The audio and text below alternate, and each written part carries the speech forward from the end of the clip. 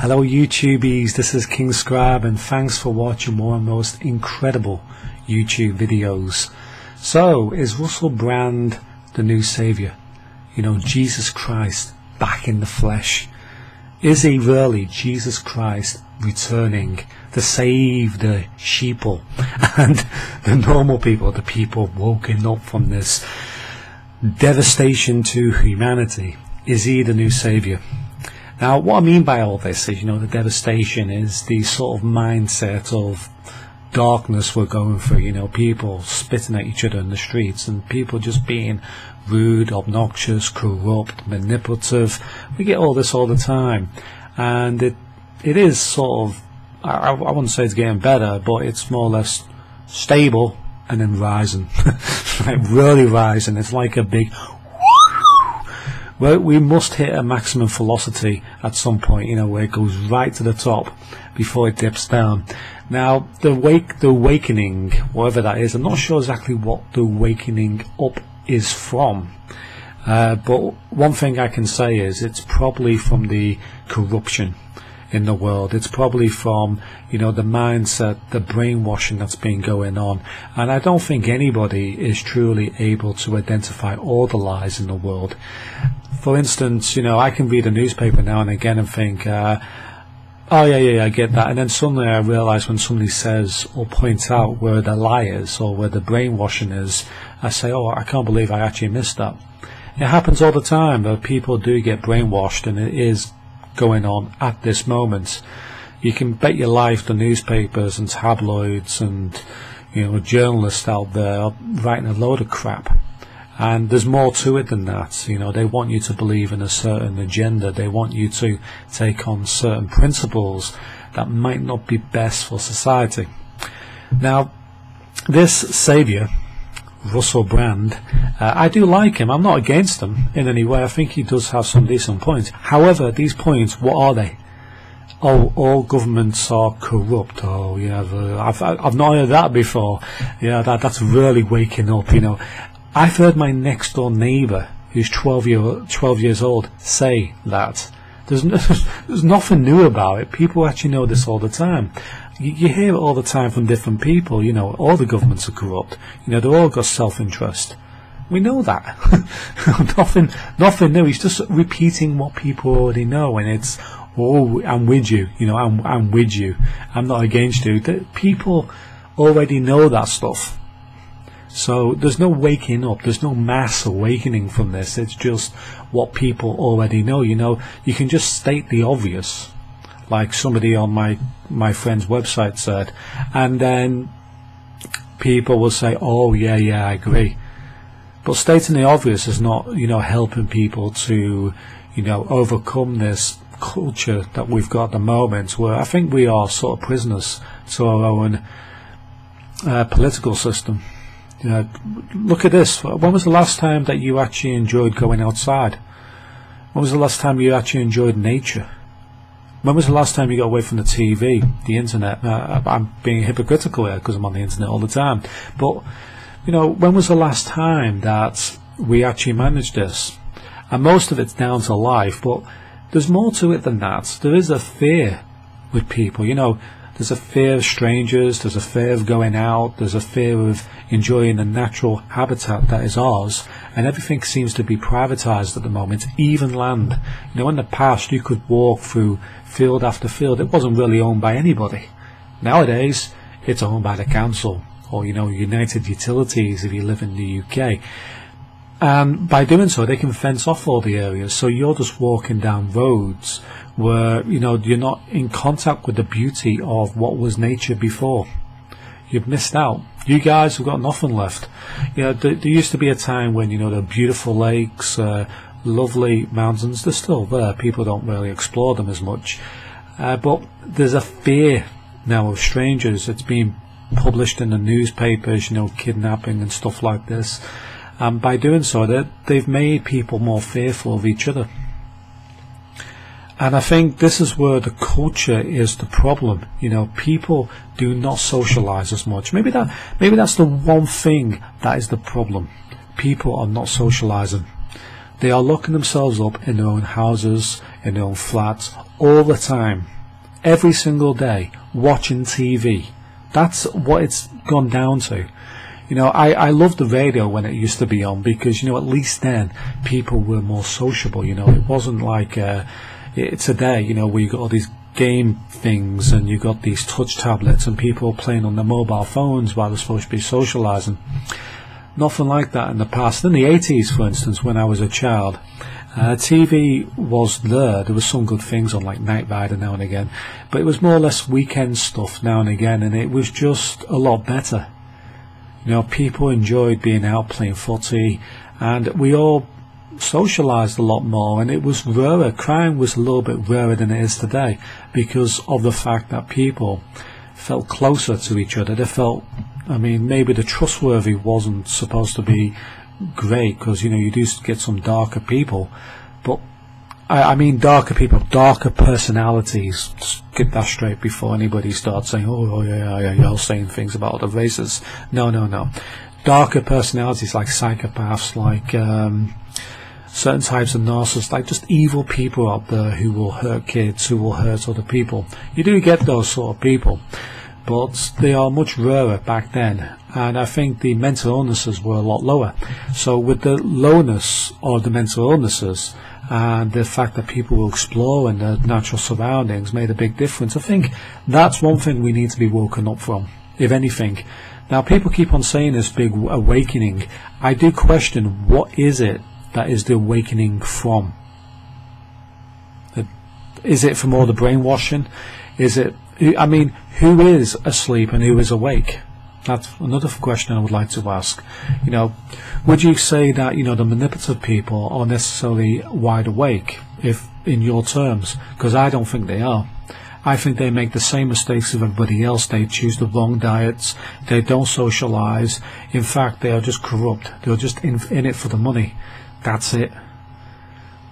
But at least, you know, they probably have better lives than anybody else, on the most part, unless they are in a sort of underground organisation where they get arrested and put away for 20-30 years. The majority of them always get away with it. So, as with Russell Brand, this is what this video is about. You know, don't forget that, King Scribe. You know, you've been talking about nothing for the past like 10 minutes, and, you know, we haven't heard about Russell Brand. Well, Russell Brand, he is somebody that I really can't get my head around. Now, this is the thing that really just gets to my head. He's saying the obvious, and he's a comedian, which they usually are good people, comedians. They have strong personalities, and they're able to say their things in satire, which makes them very, very powerful people. You know, if people don't believe it, you know, look at any of the comedians in the past. When they say something about a political movement, suddenly they can do massive damage to that political movement. It's very difficult to deal with them, because they put satire, and people get satire. They love satire. They love it more than lies and manipulation. They love having a laugh. And because of this, it just gets people on their side immediately. They are people. If you know what I mean.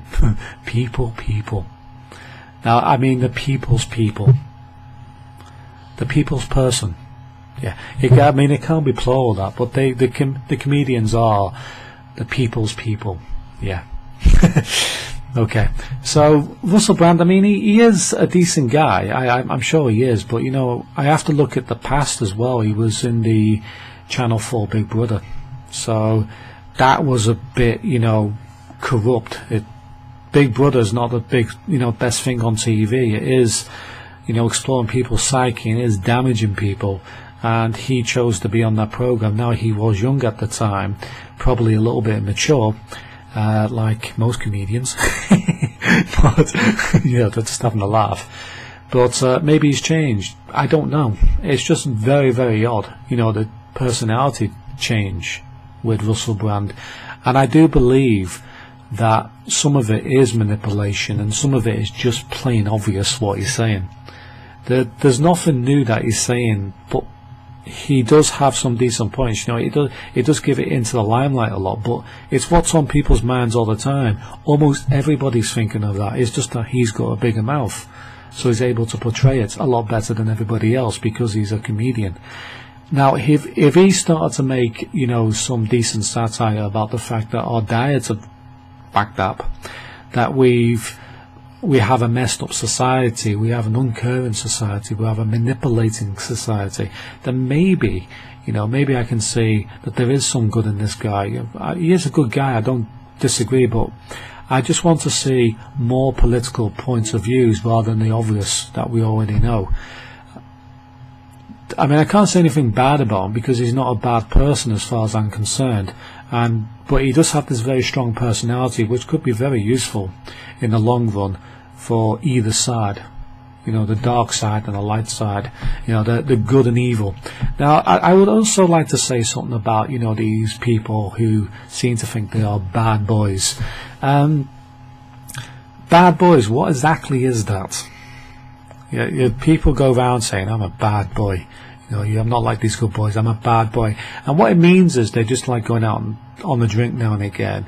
They like using some swearing language, maybe a tiny bit of manipulation. But on the whole, it's just to impress others. Yeah.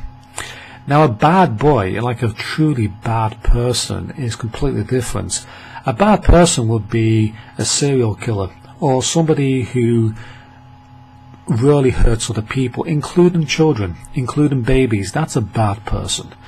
People who are claiming that they are bad are often not, and people who are bad you wouldn't want to know anyway. You would really want to, slap them around if they were that bad. So saying you're bad doesn't mean you're good. It doesn't mean that you are brilliant. They just think it's a new cool phrase that makes them sound better than what they actually are, which is lazy, pathetic morons. So that's another point I'd just like to make out. They're lazy, they're immature, and they seem to think they are it. I see that all the bloody time, and I'm not impressed. That sort of thing doesn't impress me. The new bad boy movements and good girl movement, these people are not bad, they're just dumb. They're just dumbed down. They're just done by this political media, etc., that makes people think that being a bit manipulative and a bit nasty now and again makes you, a decent person. That's how the media promotes things. They say, oh, psychopaths are beautiful. Psychopaths are amazing. Psychopaths are really clever. Psychopaths make great decisions. Psychopaths have this empathy switch, which seems like a load of crap to me. They keep on saying this stuff. And it's just to make you think that if you're in that mindset, then you are better than other people. That's what it's all about. Clever, more intelligent, can read other people better. Can they heck? It's not nothing like that at all. There's the people on the top of the pile, for instance, are geniuses. They're the ones on top. The inventors, the people who change society for the better. Not these dorks who do it for self-interest. So yeah, I would like to see Russell Brand doing some decent things. Again, I don't have anything against the guy. I think he's a decent guy, and I think he is trying, but there's so much manipulation going on. And I think some of it is down to the fact that the BBC have been backed in a corner by this Jimmy Savile cases. Everybody seems to be pointing at the BBC, the older bosses, etc., as being corrupt. So maybe they feel a bit backed into the corner. I did notice in the interview with Jeremy Paxman that he said to him that, they're attacking a corporation that you work for. Now that could mean two different things. That could mean that, Russell Brand is trying to get the BBC on his side. That's a possibility. Or it could be that they're trying to lessen the effect of all this media, bad press against their own company. That's another thing I would like to say. You see, so whatever's going on, it's hard to sometimes read between the lines.